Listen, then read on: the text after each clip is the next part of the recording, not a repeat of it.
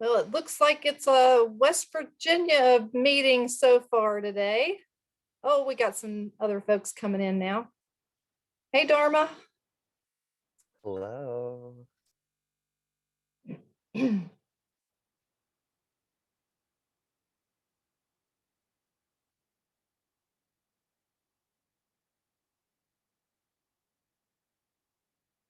We are supposed to have one of the two people from the National Harm Reduction Coalition coming. So I'm excited about that. One of them couldn't make it and one could, so hopefully they'll be able to join soon and get things kicked off.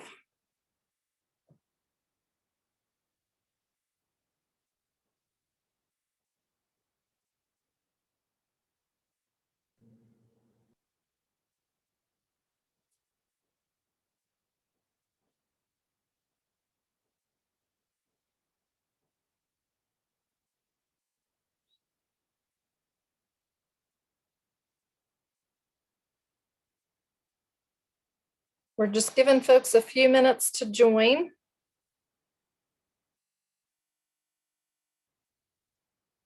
And if you're new to the group, feel free to unmute yourself and introduce yourself. And if everyone would like to put your name and contact information in the chat, that would be great.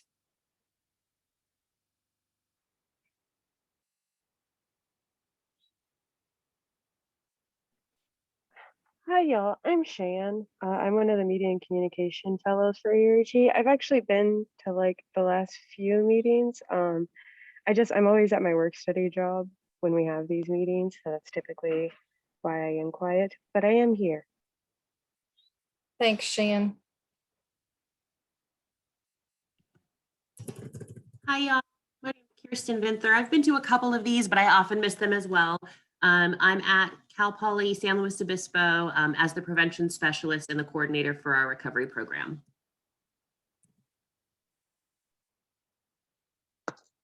Hi, y'all. My name's Kit Emsley. I'm a graduate student at the University of Alabama. I heard about this group through our program coordinator at our CRC, who forwarded us the link. Never attended before, but just kind of wanted to check it out and hopefully participate in some interesting discussion. Welcome.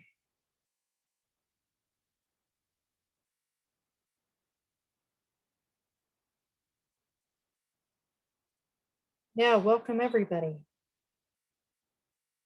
We generally seem to be getting around 30 people each month, which is pretty spectacular in the Zoom fatigue world that we live in.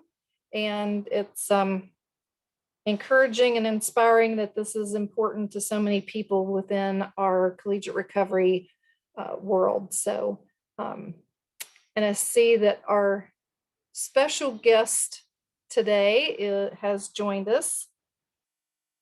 And I asked ahead of time about pronunciation, so I'm going to try to get this right. Tanagra. Welcome, Tanagra. So Tanagra is the National Learning and Engagement Strategist from the National Harm Reduction Coalition. And we are recording this, if that is okay with you and everybody else on the call. Great. Well, we're thrilled to have you. Would you like to open things up for us and tell us a little bit about yourself, a little bit about the National Harm Reduction Coalition, what your role is, and how we might, as a group or as individual schools, work a little more closely with the National Harm Reduction Coalition? Thank you, Susie. I really appreciate you extending the invitation for me to be here representing National Harm Reduction Coalition. You pronounced my name beautifully, Tanagra Melgarejo. I have been with the National Harm Reduction Coalition for 4 years. I originally lived in, I am I was born and raised in Puerto Rico. My parents, proud daughter of immigrants, Cuban and Mexican immigrants, and had the opportunity to move here to California. But before I lived here in California, I had lived in Massachusetts for many years, and that's how I came to harm reduction, to the work. And then I was lucky enough to be able to come back to harm reduction and work for the National Harm Reduction Coalition. For the past 4 years, I've been the National Learning and Engagement Strategist, and my role is to support the capacity building and technical assistance efforts that we have across the United States and with different partners. And so it's really exciting to be in this call with you all to see how is it that we can work together. How can we collaborate with you all?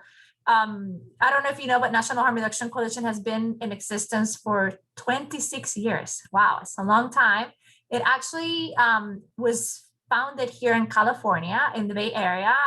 It was initially founded by a group of folks that were people that use drugs that had been left out of conversations that were being had during the HIV pandemic. Now it's an endemic, but before that time, when we were founded, it was, you know, a pandemic, and people were trying to figure out how do we navigate this, and people that use drugs were dying from AIDS, and they were not being involved in that conversation, and they felt we need to build something that really takes into account our reality and our needs, and hence Harm Reduction Coalition was built. And from that small group of folks, small but mighty, we became this national organization that has offices here in California, in New York, and the South, and in different parts of the rest of the United States. And we also work around, we have a team, very strong team that does policy and advocacy work.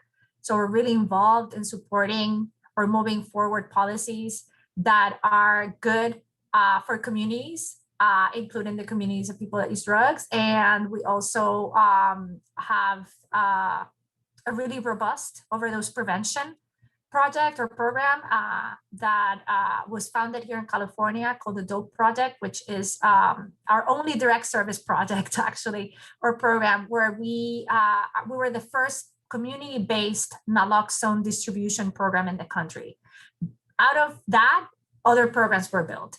And so I'm really grateful that we're still able to do that work, because it keeps us connected and be able to support grassroots efforts to prevent overdose and support those that have experienced an overdose. And so if you need any information around overdose prevention, definitely go to our website, and you can take anything that is there and adapt it or use it.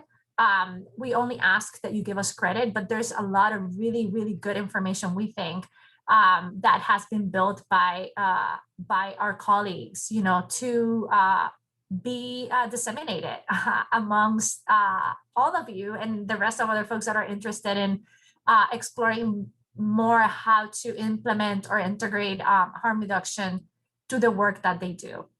And so there you will find information about, you know, anything from what is naloxone to how to prevent an overdose to how to address also other polysubstance use, particularly when we're thinking of, you know, this day and age and what people are experiencing, also how to protect folks or support folks to keep each other safe during COVID, particularly when they're using substances in community, right? So there's a broad spectrum of information there in our resources area that you can access. And if for some reason there's something you're looking for and you can't find it, I will type my email in the chat box in a moment. I have realized during COVID that I can't speak and write at the same time.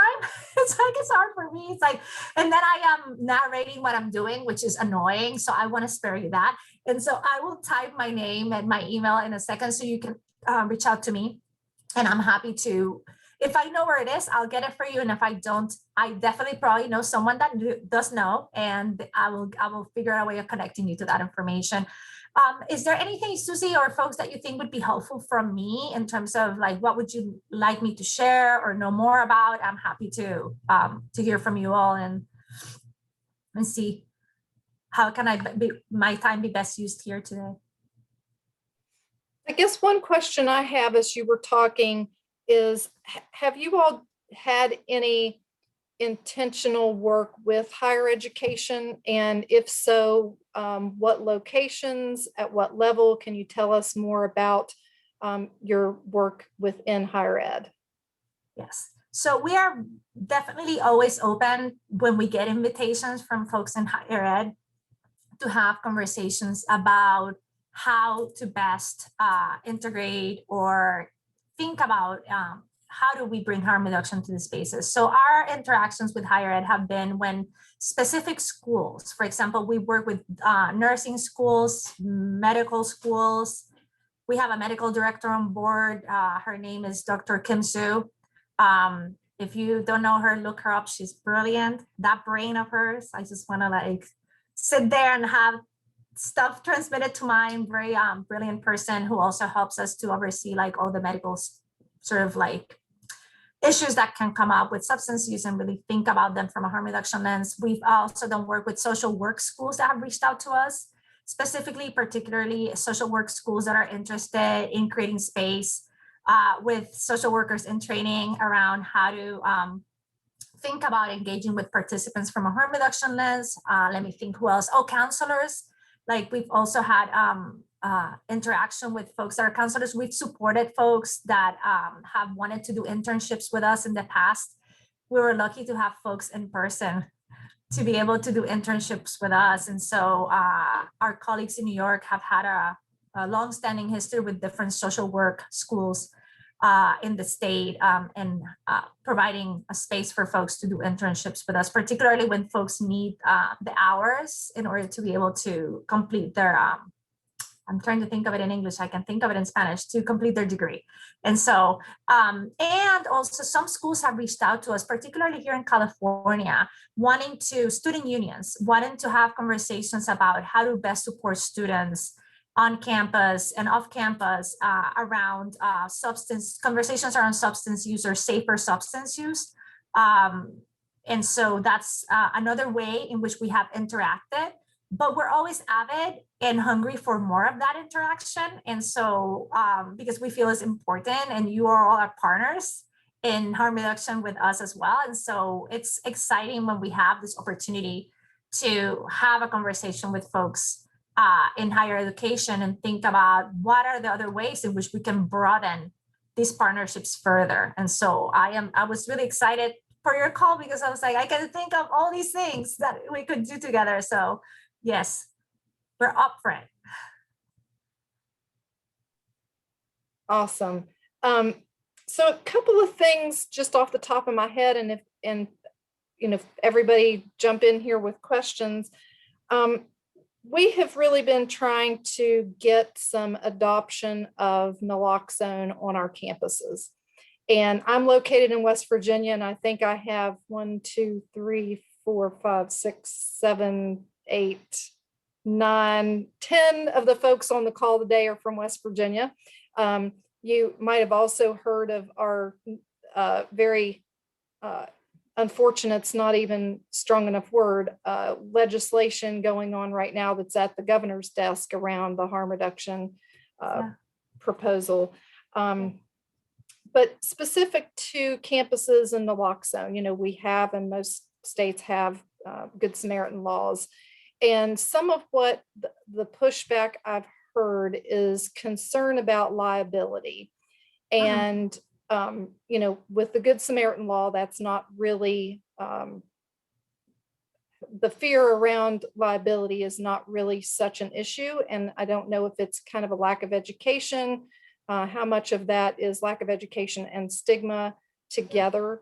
But my thinking, and I know several of the folks on our call, is from a risk management standpoint, it would seem to me like schools would be in a much better position with their risk management office and with their insurance carriers, that if they are doing everything that they can in good faith within the limits of the law, which, obviously they would be. So any tools or strategies that you can think of that we might want to look at in the future to try to help get some policy level work done to help colleges feel more comfortable, and then give them the tools to do broad scale naloxone education and deployment. Yeah, 100,000% agree with you. I think when I think of liabilities come up we've had those conversations in other settings as well.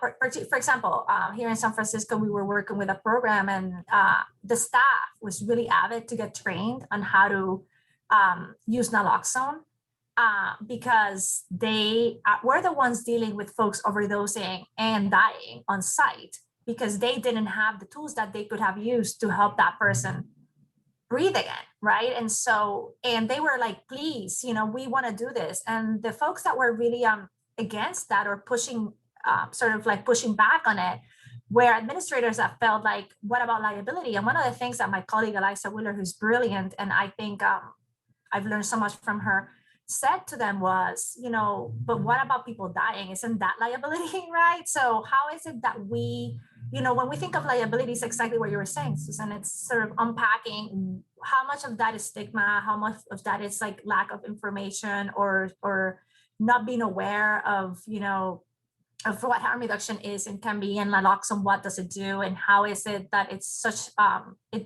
such a simple medication to use. It really doesn't do it. And I could potentially inject myself with naloxone right now or, use it nasally and nothing would happen to me. It would not impact me in any way. It tastes really bad. That's the only thing.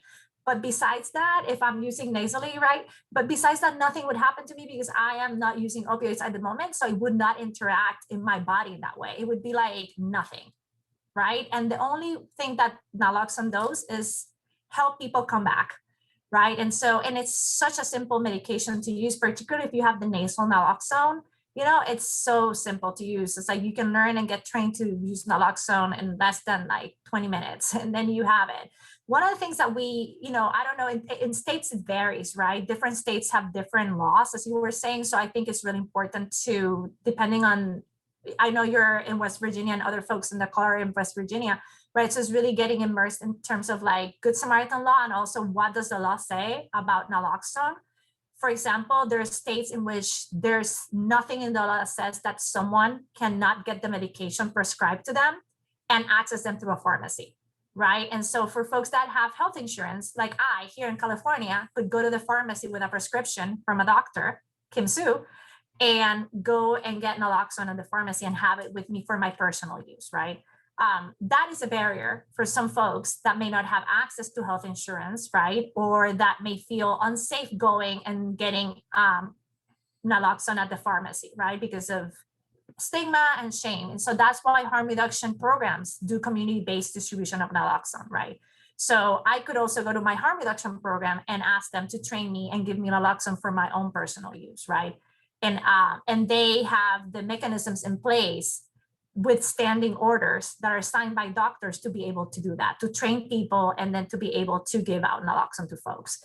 And so I think that's just a piece where I would defer. And I think having our colleagues from the policy team help us think through some of this, if you want to think about it more, that would be helpful. I think also our colleague Lil Prosperino, they are at the moment, they are in the South in West Virginia. They're really involved in trying to push back against this law with other folks there. They're doing community organizing around the law that has been trying this. I think it's sort of, we're still in pass, right? It hasn't been signed yet, but there's some organizing from the harm reduction and social justice adjacent movements, organizations to sort of say this would be really terrible for folks that use drugs in the state of West Virginia, adjacent states too.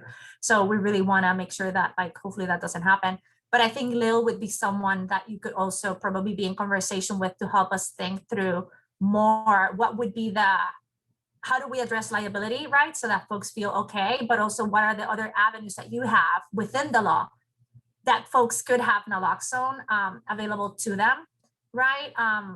Without necessarily, there's gray areas, right? That we're like, I can have my own, it's my prescription, right? I can have it. So how could that happen? I'm trying to think, but I think there's nothing stopping you from doing education, right? Like that's the piece, like education around how to recognize an overdose, right? Like what are the signs to look for?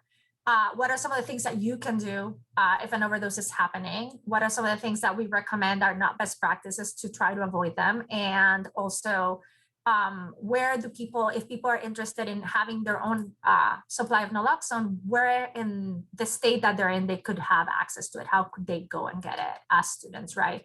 I would wonder, like my piece with that would be like, how would you be able to do that, right? Within the constraints of your own institutions, right? Since you are like guided by, you know, como se dice in English, like you have like boards and all these other things, right? Like, so I'm trying to think about what would be the best way for you all to open or have a conversation around that. Do you all see people, have you seen folks, you know, experience or have to deal with or having witnessed any kind of situation with substance use or overdose in your campuses? Is that something that, you know, you've seen happen? Polysubstance use, I'm assuming happens a lot. I don't want to make assumptions, but I think when I was in college, yes, right? When I was in college, there was a lot of polysubstance use happening and exploration too, right? And so that's the piece. We want people to be able to explore safely, right? And there's all these mechanisms we can put in place where people can stay safe and be alive, right? That's the sadness to me, is that sometimes that exploration, that which is normal in that stage of our life, right, can end up in such a horrible way when it could have been avoided. Yeah, one of the other things that I try to impress upon folks is this is really trauma prevention and Yes. you know, trauma to other students that are RAs and RDs, trauma to Yes. you know, students that go to school with folks that pass away, you know, professors, staff. You know, I don't know if Dr. Bissett wants to jump in here. She's put a few things in the chat, but you know, has had some experiences herself and has been, you know, pushing things forward here. But we also want to hear from other people from other parts of the country on this call too. So feel free to jump in here.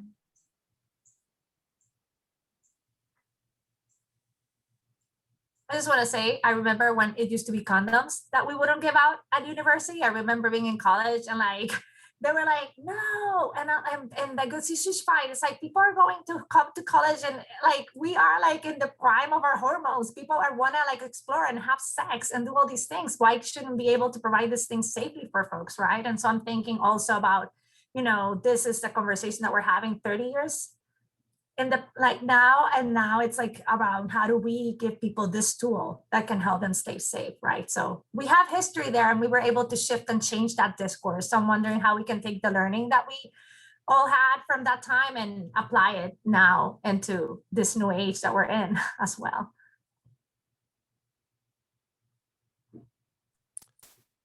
I think what you were sharing earlier, Tanagara, makes me think about how important it is to connect with HIV and AIDS organizations and trying to distribute naloxone, because these organizations are so good at working through the stigma of providing sensitive health materials to individuals. So when you said about condoms, I was thinking about how we've gotten a lot of pushback from community organizations about putting our condoms around town.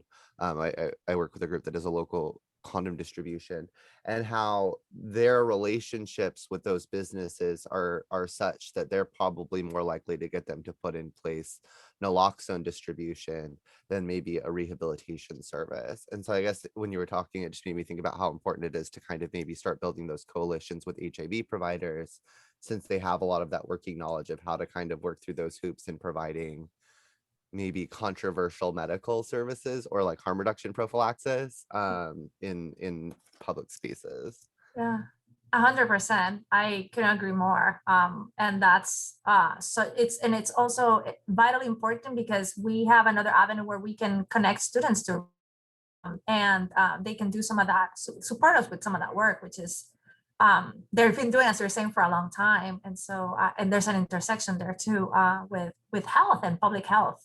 So absolutely, thank you for sharing that, Dharma.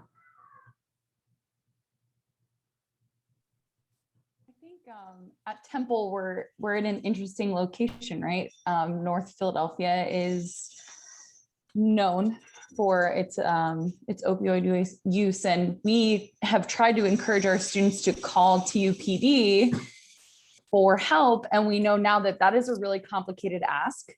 Yeah. I think our students, especially being where we are in Philadelphia, are really aware of the social justice issues that are going on around our country. It makes our statement really complicated, right? Just call TUPD, they're here to help. There's a lot of ignorance, right, in that sentiment. So we're trying to work collaboratively with our College of Public Health to also get training for students, because we know that they're going to be more likely to call for help for another student. And I think, you know, we want to avoid that trauma that I think Susie had alluded to earlier, right? Of seeing another friend or peer or whatever in that state. So it's a difficult balancing act. And I think as we look forward, we're trying to get as many people trained as possible, but it's difficult, right?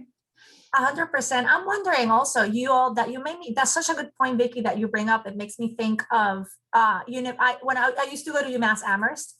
And so I don't know if this is similar in your campuses, but within UMass proper campus, the only authority that could interact with you was the campus police. If for some reason something happened, campus police would have to call Massachusetts or Amherst police to come in, or the state troopers. They could not come in onto campus without or intervene with students within campus if the campus police had not called them. So I don't know if that's the same in your colleges or your campuses, right? It may not be, right? Is it? At Temple, because of where we're situated in our community, it's interesting the lines that the Temple Police versus Philadelphia Police Department have.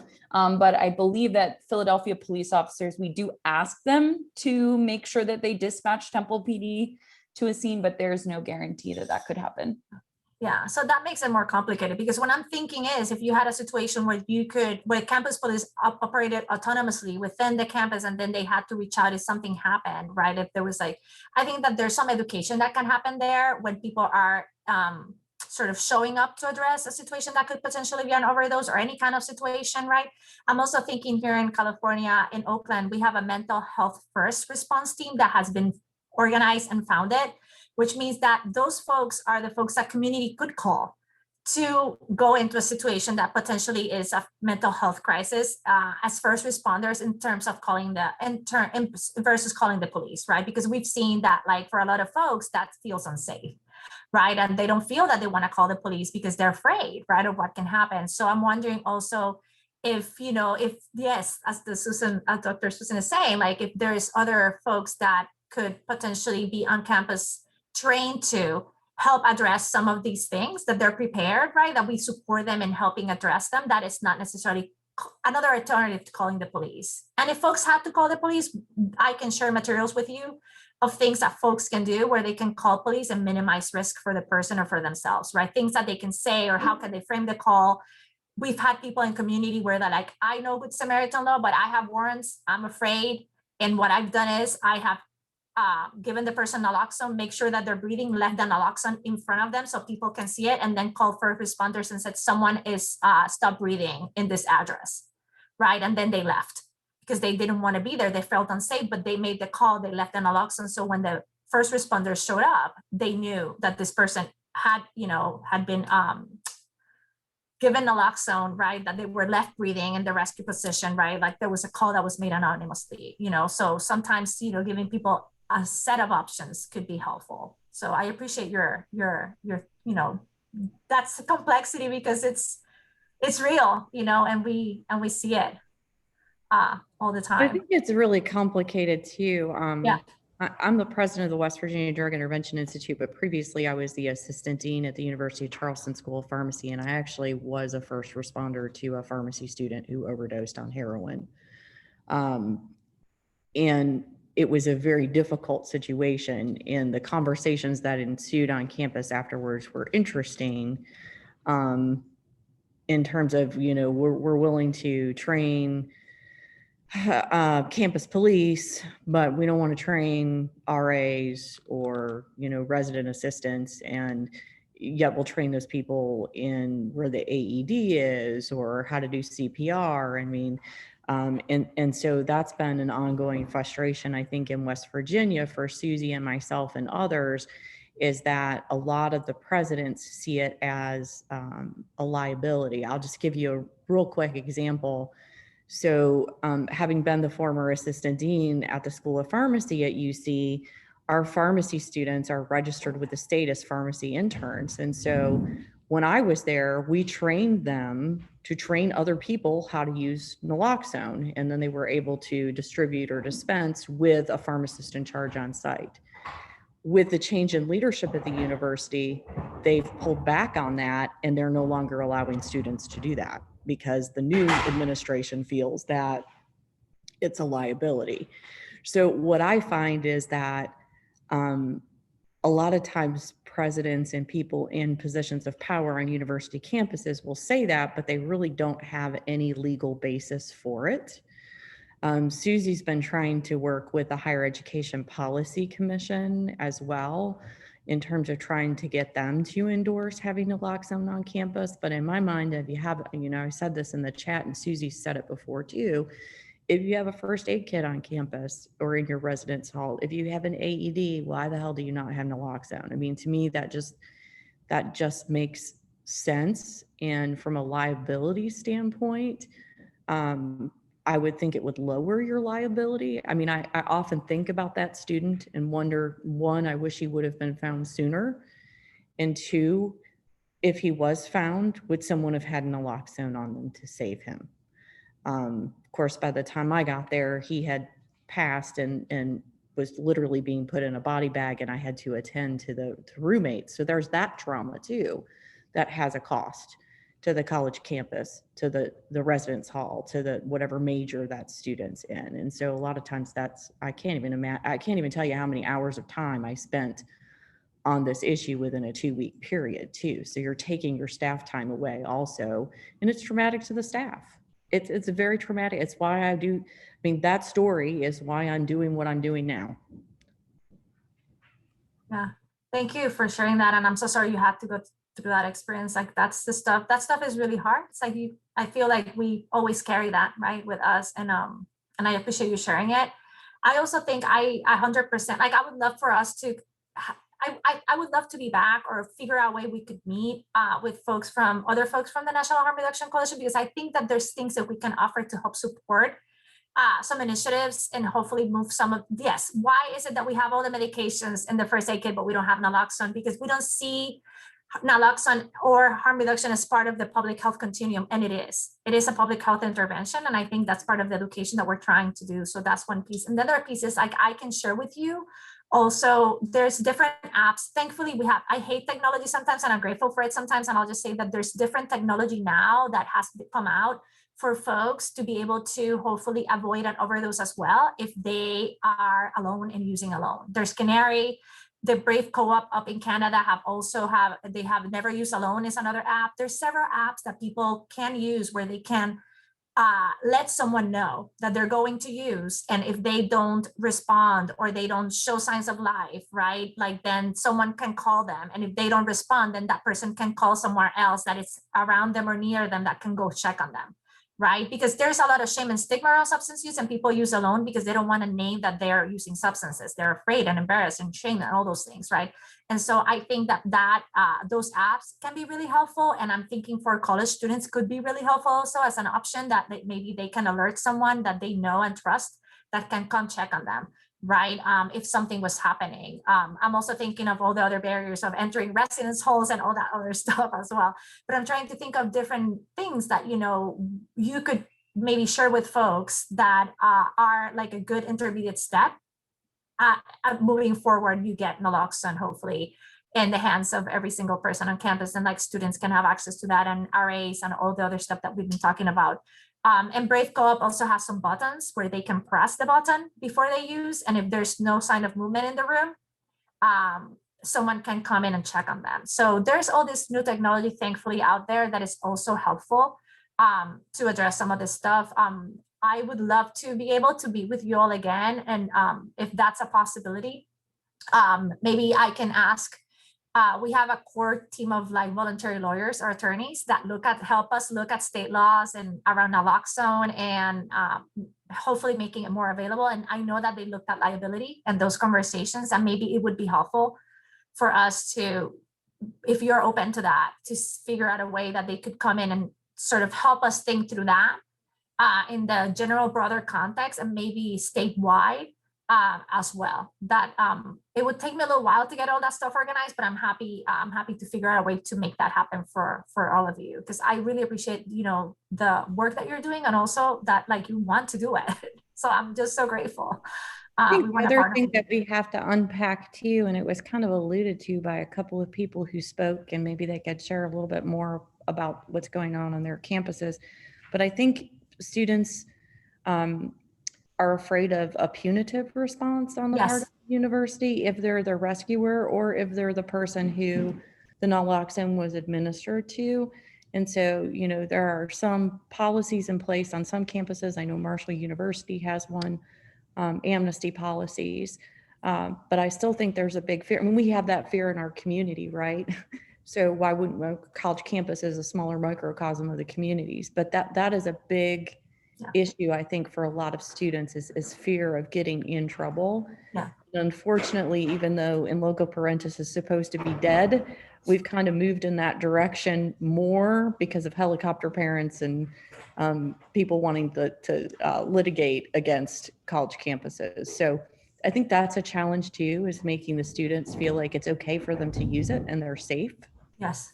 Yeah, no, I 1000% agree. And I thank you for bringing it up. I was thinking about that also. Yeah, like how, you know, if I say something, I get in trouble and I get kicked out, and then you call my parents and you call the police, then I'm screwed, right? I don't want that to happen. So I just do it on the down low and hope for the best. And then sometimes the best doesn't happen. And that's the piece that we want to avoid. And we want to unpack that as stigma. This is, again, rooted in stigma. Well, and the other piece that I think Vicky was referencing is, you know, right now for many people, it is unsafe to call the police because they're being killed. Yeah. And, you know, so what the person that's trying to help somebody is told to call the police. And, you know, I don't know that this has happened yet, but I mean, you know, just in listening to the attempt to blame the victim with, oh gosh, his name just left me. I'm so sorry. The trial that's going on right now. Yeah. George Floyd. George Floyd. Oh my gosh, thank you. Rodney King was coming into my mind. That's how old my brain is right at the moment. I was a few decades off. Anyway, you know, trying to blame his death on substances that were found in his body versus, you know, the overt action that was taken, you know, by the police. So, you know, we literally, not only people's lives are in danger because of an overdose, but they're in danger potentially from the people that are being called to help. And, you know, I don't think that we can ignore that piece in, you know, in the current situation that we're in and have been in. Absolutely. And what alternatives can we think of that we can offer folks that it's not necessarily calling the police, right? And if you do have to call the police, what are some of the steps that you can take to minimize the harms that could come, you know, along the way, knowing that once you deploy that, once you call the police, there's this whole state apparatus that is deployed, right? That just jumps into action, and that will have consequences regardless, right? Because we're talking about a behavior that is considered illegal, right? That it's punished, that there's a punitive mindset around. And so that's the other piece that, like, for me, I appreciate Vicky bringing that up, all of you, what you all brought up, because it's part of the constant conversations we have in the harm reduction field. Is like, how do we address these things and how do we create systemic change? Because ultimately these things will change if and when, hopefully when, the system is destroyed and we create something new that is fair and equitable for people. But in the meantime, we are, you know, stuck with the systems that are harming people, and we don't want to harm them, but that's the thing that we have. Like, those are the things that we have available. So how do we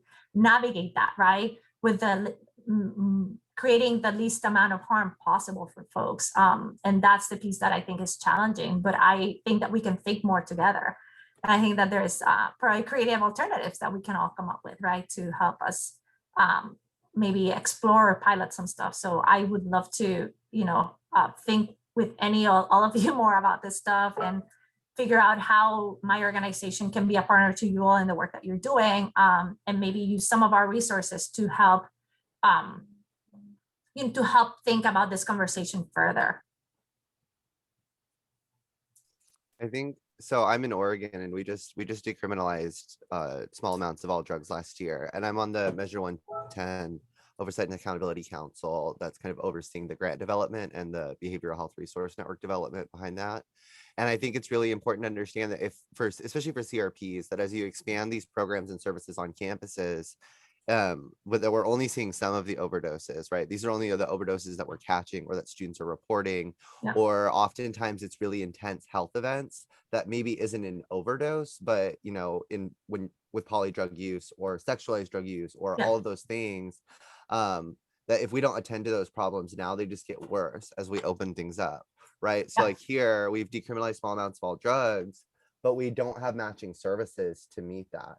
And so what you see with college students is that college students now have easier access to a wider variety of drugs. Fentanyl is getting in more drugs, obviously, but there isn't more naloxone distribution.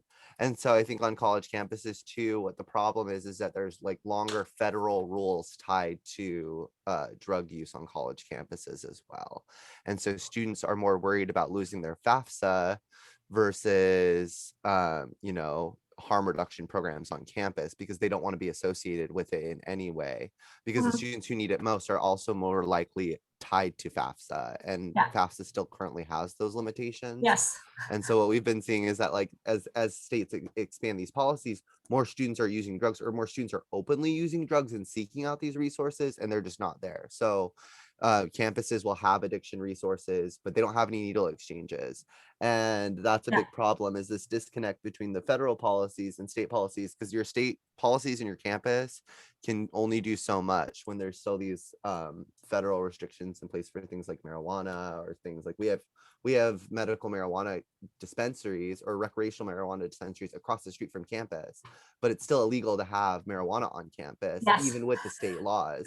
And so it's this confusion that when you're on college campuses too, that you're more rooted in federal laws.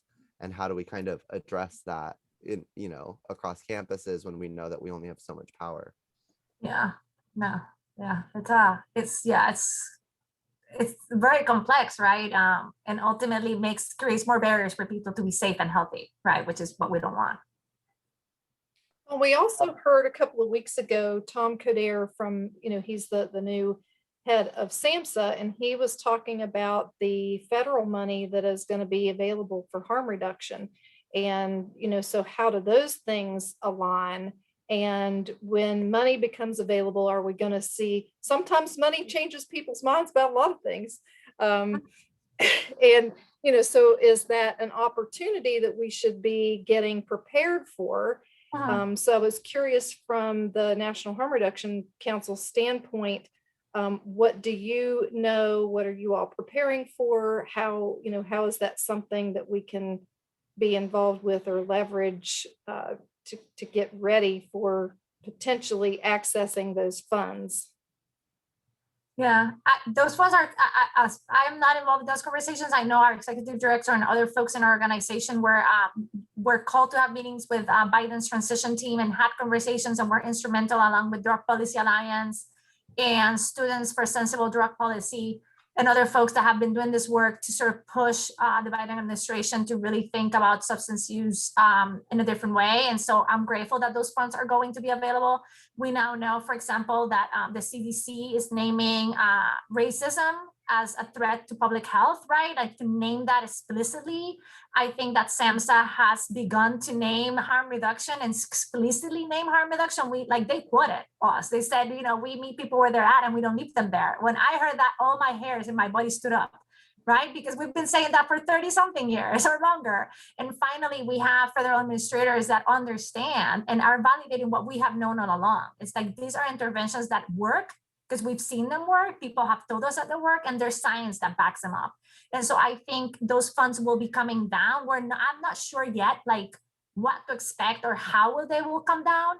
And we're also getting ready to support programs that may be able to access them as to, what they would like to see or what they would like to do with that funding. We're also hoping to get the federal ban finally lifted so that folks are able to purchase syringes with federal dollars, because that's one thing that programs have not been able to do At the moment, you can pay for everything, salaries, you can pay for, stipends, you can pay for buildings, you can pay for trucks, anything that you need in terms of supplies, but you cannot pay for syringes. So that's really hard, because if a program doesn't have other funding, then they're not able to provide like one part of the equipment that people may need. And also thinking about polysubstance use. Not everybody injects drugs. Other people use drugs in different ways. And so thinking about how do we make those tools accessible to people as well. And so I think that, again, I'm thinking our folks from our policy team would be best poised to respond to some of those questions around this funding that will be coming down. And I'm happy to find a way to figure out how do we, can connect you with them and like continue to sort of explore those avenues too. And if there's ways that you all potentially could lobby or support, I don't know, figure out in your communities, like who would be best poised to maybe have access to those dollars to do some kind of pilot work in your, and when I think communities, your colleges and your communities around, harm reduction, right? Like this could be really exciting too. It's a window of opportunity, right? To try something different and see how it works in your different spaces. I have a question, and I apologize if it's something that's been addressed in this group before, but coming from a very conservative institutional culture here in Alabama, we have populations on campus who are invested in harm reduction and interested in Narcan training and distribution and other, similar initiatives. But even if it were easy for us to, have access to those resources, the university itself makes it very difficult for us to promote any kind of like training event or awareness raising event, because not only because of the stigma and shame attached with substance use, but also because of what I at least perceive as an institutional fear that this will promote substance use among the student body. And so I was wondering if you had any advice as to how to kind of navigate that kind of conservative culture and maybe try and find ways around our institution's reluctance to like let us even attempt to raise awareness of harm reduction and try and, give our students and our campus community members access to those resources that might save lives. Yeah. Well, I wonder, I don't know how you say this in English, so I may be translating from Spanish, but I think in Spanish, we call it libertad de cátedra, which is freedom of, like, professors are able to sort of choose how they teach their class, right? What materials they bring in, who they invite to speak, right? How they address certain subjects. So I think for me, like one avenue would be that, like who are the professors on campus, folks on campus that can say, who are our local harm reductionists? If you need me to tell you in Alabama, I can connect you with people in your area. And maybe those could be invited to a conversation around public health, I'm assuming social work, risk reduction. Yes, exactly. To have those conversations around that, like, right? Sometimes it's like naming the thing without naming it. Right, that's one piece. And then the other piece is I think that there's community partnerships where the conversations can happen off campus and students can be involved in those conversations outside of campus, right? So who are the partners in the community that are doing this work where maybe students could go do, I don't know, community hours or partnering in ways in which, that information can be disseminated, right? And they can have access to it. And those are small steps, right? As you're building into showing people, the world is not going to end. This is not, it's not as scary as it seems. I was telling someone the first time I walked with someone into a harm reduction program that had never been there. They were like, oh my God, this is nothing like I imagined it. And I said to them, you thought syringes would come jumping at you. And like, and they were like, it was so lovely. It was like community oriented and it felt like at home. And it was nothing like I imagined. That person's mind was changed and they became an advocate when in the beginning they have been really reluctant to support it. So I'd be happy, Kit, to sort of think through more options, maybe, hopefully, and connect you maybe to my colleague, Logan Benton, who is also from Alabama and lives in Alabama and has done a lot of harm reduction work in Alabama. She's our grants manager of our HEP Connect initiative and to our HEP Connect team members, because maybe there's folks in your area. They can have other ways of envisioning, ways in which you could potentially start sort of planting those semillitas, those seeds of harm reduction, right, in your community. I'd be happy to. Let me did I add my email here? No, right? Let me just do it now. I'm sorry. I apologize. I kept you for very long. I know you all you had a meeting for half an hour. I'm so sorry.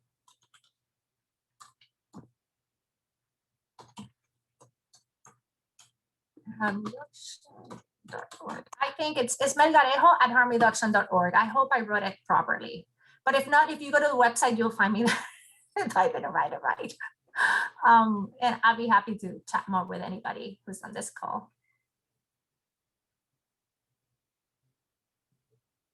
This has been great. Do other folks have questions, comments?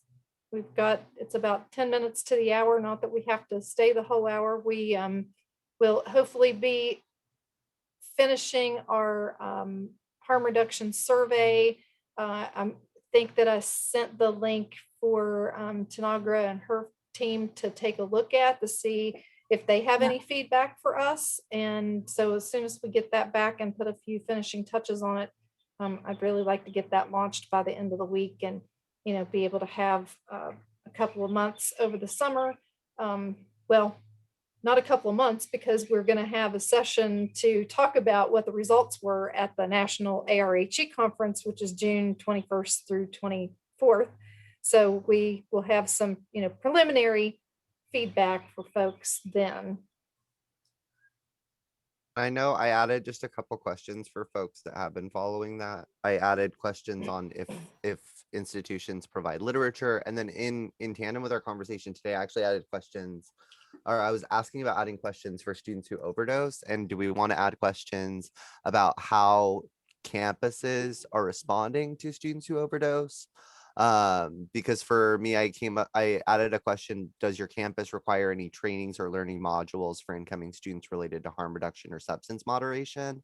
Because I know that a lot of schools do have that onboarding training, but I was curious if we wanted to add questions about how if there's programs to support students that lose financial aid access through FAFSA through a drug conviction while they're attending school. The other questions we're seeing if we wanted to add those questions again about how schools are responding. I know we have questions about the Good Samaritan or amnesty policies, but did we want to specifically ask questions about support programs for students who had overdosed themselves, not reporting? But yeah, those were what I had added. I also I had proposed a question about seeing if there was a harm reduction worker on the campus. But I know that there's not really a consistent language as far as what that titling would be. I'm curious if folks feel like that's an important thing to collect to see how they're like, who is doing the harm reduction work? Is it the CADC, or is it their CRP facilitator? Is it a public health worker from the community? I think that I'd be interested in seeing that, but I was wondering what other folks thought about that.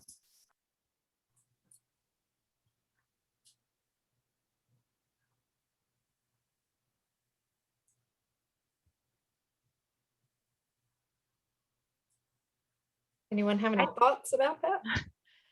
I think it would all be interesting from our experience. It's even counseling projects on campus. Sometimes it's a capacity issue for campuses. There's not workforce. So, but I think that would be great to gather some of that data and look at that. I think having like a dedicated harm reductionist. I know here in West Virginia we got the peers for the Collegiate Recovery Network, and that's some as a peer recovery support specialist or recovery coach. You learn about all pathways, and harm reduction is one of the pathways. So I think that would be something that the collegiate recovery coaches peers can kind of do, but then again, it's also the college environment. Each campus might have a different idea or different strategy or strategic plan as to what they include in harm reduction, because again, with the source of a lot of universities and colleges getting money from federal and state funds, if the state is against it and the feds are against really saying harm reduction can include this, this, and this, then the overall recovery community's version of harm reduction doesn't necessarily align with that. And I think it becomes one of those things where they're afraid to touch that issue because there's no real cohesive thought as to what do you include in harm reduction and what do you keep out. Like a recovery community's standards for harm reduction can include a plethora of things versus a state organization's version of harm reduction versus the legislature versus all these different things. So I think until there kind of is a cohesive thought as to what is harm reduction within the college campus and the higher education environment, then a lot of campuses, a lot of presidents, a lot of universities don't want to touch that issue regardless. I think I just want to add, like, that's such an important point when we think of harm reduction in urban settings. Harm reduction, there's a spirit, right? But harm reduction in urban settings looks different than harm reduction in rural settings or frontier settings, right? And when we think of frontier settings, it looks different in Alaska, right, than it looks in Wyoming. And so, or in the South, right, in really rural areas of the South. And so I think part of it is like, what would be the definition that you all would have of harm reduction in your campuses, right? Like, what would what would this group like to envision, right? Like, you think would be universal to the contexts in which you're in, because you could provide maybe some of that guidance, right, to help maybe standardize some of it, right? Because sometimes when we leave it to people's imagination, like other folks, then that's when they start sort of being punitive and sort of say, like, starting, instead of being broad and saying, let's add for all the things, then they start sort of chopping down, be like, no, like, let's get creative. No, the law doesn't say you can't give syringes, but like, I don't feel comfortable with that. So no, right? It's so right what you're saying, Kenneth. I appreciate you bringing that up because I think it'd be like an interesting conversation for you all to have, right, around what that would look like.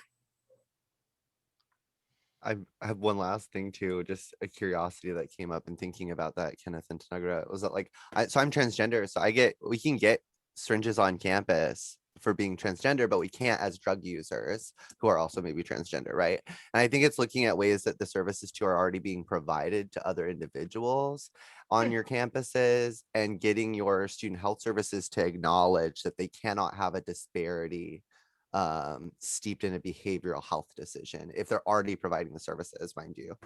So like if you have campus health centers that are providing like hormone related services or are providing immunizations or diabetes needles, then they have the same obligation to provide those services to your other students. And I feel like that's a really good advocacy point, is to identify where similar harm reduction services outside of drug use are being provided on campuses and saying, hey, they're doing it there, why can't we do it in this way too? Yeah, and you have the infrastructure to do it because you have the disposal mechanisms, you have the distribution mechanisms, you have all the stuff, right? So what's holding you back? That we're talking about substance use and like we're talking about, things that are still highly stigmatized. So that's such a good point, Darva. Like, you see, and that's this kind of stuff that I, thinking about is saying, okay, so these are the things that we can name already happening and we can frame them this way. Dharma, how common is that, or do you know how common that is across the country at various campuses to provide hormone treatments? It's increasingly common. And the thing is too, is that like campuses have been providing needles for diabetes for decades. And so it's like these are already being provided, and it's more widespread, especially on college campuses. Students are carrying needles for hormones and diabetes already, and they're probably just not talking about it on campuses too. But it is getting more widespread. But that's also contingent on if campus pharmacies exist and if campus student health services exist as well, because that's like kind of the disparity. And this is mostly at predominantly white institutions that these services are available as well. Also, I want to name that when campuses don't have that resource, harm reduction programs do. And that's why this conversation is so important, because if you have a student who needs to inject hormones and doesn't have access to syringes to do so, harm reduction programs offer syringes also for folks who need to inject and take back syringes from folks regardless, like they just take them back when they have the disposal mechanism. So again, I think that there's this symbiotic relationship between harm reduction programs and other kinds of public health interventions that are just interconnected, right? So that's the other piece. Like, may not happen in my campus, but harm reduction programs in my community may be able to support this person.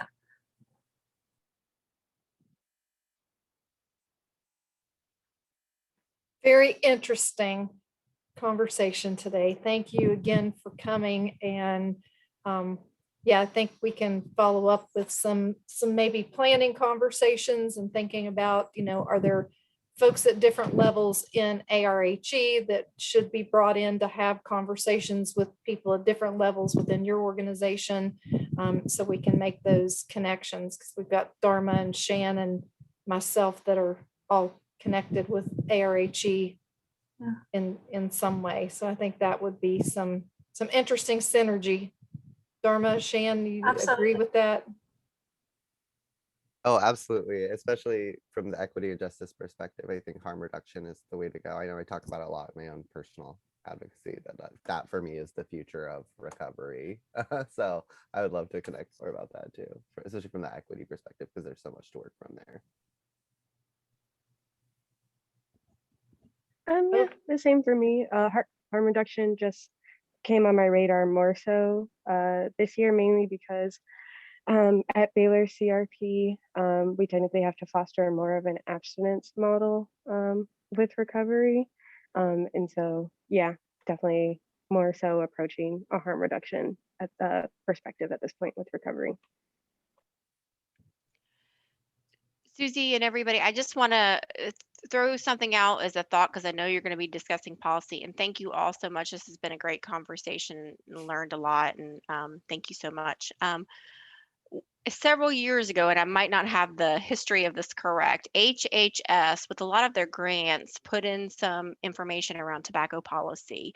And so campuses had to have tobacco-free stances if they were going after research. And then there was a lot of history around that was dictated down from the feds that came. And so there might be something there in the history around that could be something to look at in terms of some policy work. So I just wanted to share that.